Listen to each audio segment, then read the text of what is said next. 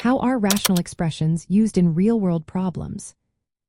Imagine trying to figure out how long it will take two friends to complete a project together, or how fast a car is going compared to a bike. These are everyday problems that can be solved using rational expressions. Rational expressions are fractions where both the top and bottom are polynomials, which are expressions with variables and numbers. They help us understand relationships involving ratios or rates, especially when division is involved. For example, think about a situation where one person can finish a task in 45 minutes, and another can do it in 30 minutes.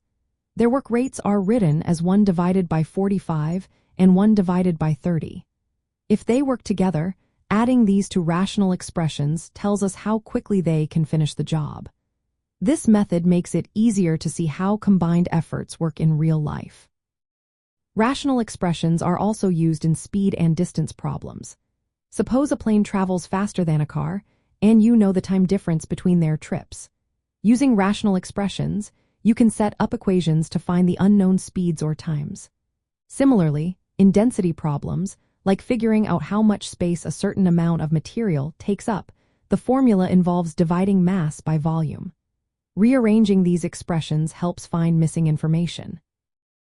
When solving inequalities involving rational expressions, it's important to understand how to subtract these expressions. For example, if you want to compare two rates or costs, subtracting rational expressions can show the difference. This is useful in decision-making, like choosing the best deal or the fastest route.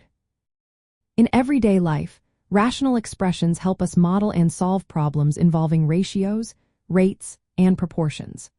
Whether it's calculating how long a task takes when multiple people work together or figuring out speeds and distances, these expressions give us a clear way to set up and solve real-world problems.